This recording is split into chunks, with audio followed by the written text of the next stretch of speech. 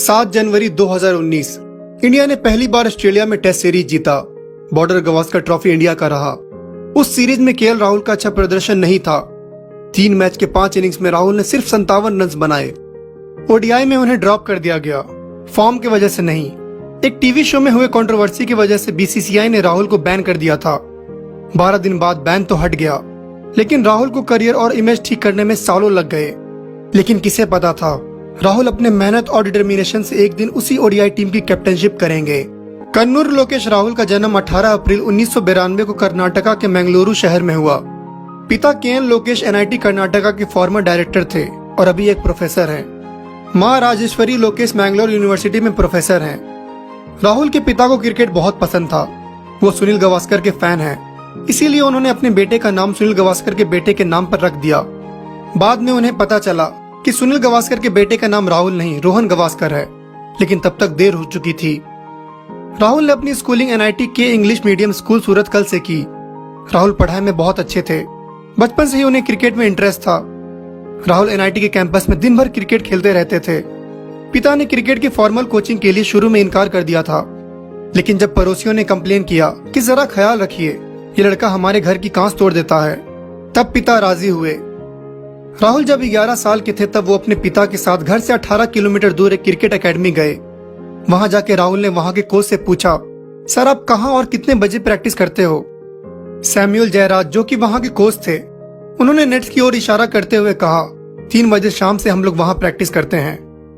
कल दोपहर ठीक 2:30 बजे राहुल एकेडमी में थे। तब राहुल की हाइट थोड़ी सी कम थी। इस वजह से उनके कोच ने उन्हें बैटिंग के साथ साथ विकेट कीपिंग की भी ट्रेनिंग दी। इससे शुरुआती दिनों में राहुल ने बहुत ही क्लोजली बॉल को देखना शुरू कर दिया। राहुल क्विक लर्नर थे। उन्होंने बहुत ही जल्द प्रोफेशनल क्रिकेट की बेसिक्स को सीख लिया। उस साल अंडर 13 टीम के ट्रायल्स में उनका सिलेक्शन नहीं हुआ। राहुल निराश नहीं हुए। उन्होंने अगले ट्रायल्स के लिए प्रैक्टिस करी और टीम में उनका सिलेक्शन हो गया। राहुल करीबन 12 साल के होंगे तब कर्नाटका अंडर 13 की तरफ से खेलते हुए उन्होंने back to back 2 double centuries मारी। पहला एनआरए ग्राउंड में और दूसरा चिन्नास्वामी स्टेडियम में। उस दिन उनके कोच को यह एहसास हो गया, ये लड़का छोटी इनिंग्स खेलने नहीं आया है। न्यूज और अखबारों में केएल राहुल का नाम छपा। राहुल द्रविड़ चिन्नास्वामी स्टेडियम में नेट प्रैक्टिस करने आए हुए थे। कोच जयराज ने राहुल को बाउंड्री लाइन से द्रविड़ की बैटिंग टेक्निक और स्टाइल को ऑब्जर्व करने को कहा। लगभग 1 सप्ताह तक राहुल रोज द्रविड़ की नेट प्रैक्टिस देखते थे। एक दिन राहुल द्रविड़ ने कोच जयराज के पास आकर कहा, मैंने इस लड़की की बैटिंग देखी है, ये बहुत ही अच्छा खेलता है, इस पे ध्यान देना। कोच ने द्रविड़ से राहुल को कुछ टिप्स देने को कहा। वो कन्वर्सेशन राहुल को जिंदगी भर याद रहेगी। राहुल हर जूनियर लेवल्स पे अच्छा परफॉर्म कर रहे थे। अंडर 15 कर्नाटका टीम की तरफ से खेलते हुए एक सीजन में राहुल ने 3 सेंचुरीज मारी। 18 किलोमीटर बस से अप डाउन करना अब राहुल का रोज का स्केड्यूल बन चुका था। क्लास 10th में राहुल ने 90% स्कोर किया। पिता चाहते थे बेटा इंजीनियर बने, लेकिन राहुल ने जैन यूनिवर्सिटी से बीकॉम करने का सोचा, जिससे वो क्रिकेट पे और ध्यान दे पाए। 2010-11 रणजी ट्रॉफी सीजन में राहुल ने अपना फर्स्ट क्लास डेब्यू किया। उसी साल 2010 अंडर 19 वर्ल्ड कप के लिए उनका सिलेक्शन हुआ। 62 रन की एक पारी को छोड़ के टूर्नामेंट में उनका फॉर्म उतना अच्छा नहीं था। इस वजह से उन्हें अगले सीजन के रणजी ट्रॉफी टूर्नामेंट से ड्रॉप कर दिया गया और अगले साल इंजरी के कारण वो रणजी टूर्नामेंट के सिर्फ 5 ही मैच खेल पाए। लेकिन कहते हैं ना, आज बुरा है तो क्या हुआ, कल अच्छा आएगा। वक्त ही तो है, बदल जाएगा। अगले साल रणजी ट्रॉफी 2013-14 सीजन के 10 मैचों के 17 इनिंग्स में राहुल ने 1033 रन बनाए विद एन एवरेज ऑफ 68.86, जिसमें 3 शतक और 4 अर्धशतक शामिल थे। टूर्नामेंट के वो सेकंड हाईएस्ट स्कोरर थे। 2013 में आरसीबी ने राहुल को as a wicket keeper batsman अपने टीम में शामिल कर लिया। 2014 बॉर्डर गवास्कर ट्रॉफी के लिए इंडियन टेस्ट टीम का सिलेक्शन होना था।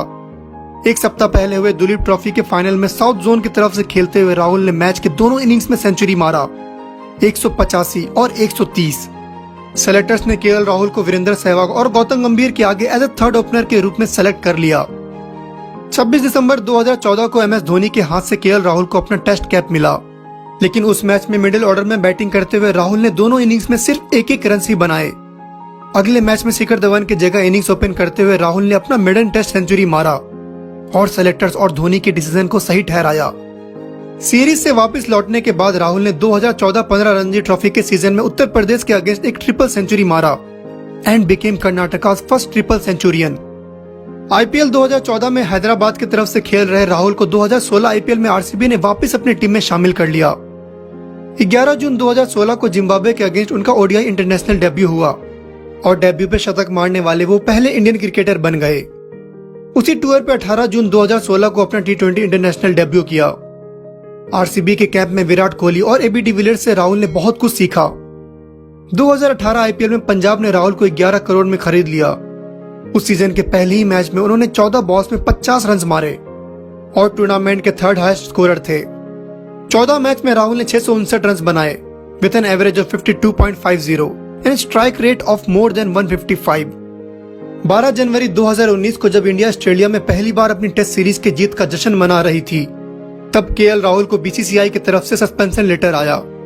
एक टीवी शो में कंट्रोवर्सी के कारण राहुल और हार्दिक पांड्या को बीसीसीआई ने सस्पेंड कर दिया। राहुल को 20 टूर से इंडिया वापस आना पड़ा। 14 दिन तक राहुल अपने कमरे में बंद थे।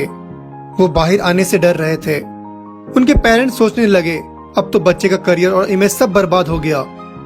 लेकिन बीसीसीआई ने 24 जनवरी 2019 को सस्पेंशन कैंसिल कर दिया। राहुल को अपना करियर और इमेज वापस से बनाने के लिए कड़ी मेहनत करनी थी। 2019 ओडीआई वर्ल्ड कप के लिए इंडियन टीम में राहुल का सिलेक्शन हुआ। टूर्नामेंट में राहुल ने श्रीलंका के अगेंस्ट वर्ल्ड कप में अपना मेडन सेंचुरी मारा। उसी साल उन्होंने अपना मेडन आईपीएल सेंचुरी भी मारा। इस बीच ओडीआईज और टी20 में शिखर धवन और रोहित शर्मा के टीम में होते हुए राहुल को मिडिल ऑर्डर में बैटिंग करनी पड़ रही थी, जिससे राहुल अपना बेस्ट नहीं दे पा रहे थे। टेस्ट मैचेस से भी उन्हें ड्रॉप कर दिया गया, लेकिन वो अपने गेम पे लगातार काम कर रहे थे। 2020 में वो ऑरेंज कैप होल्डर थे। डोमेस्टिक मैचेज और आईपीएल में अच्छे परफॉर्मेंसेस के बाद 2021 इंग्लैंड टूर के लिए राहुल को टीम में शामिल कर लिया गया और राहुल ने रेड बॉल क्रिकेट में भी अपना फॉर्म बरकरार रखा। 4 मैच के 8 इनिंग्स में राहुल ने 315 रन बनाए, जिसमें एक शतक शामिल था।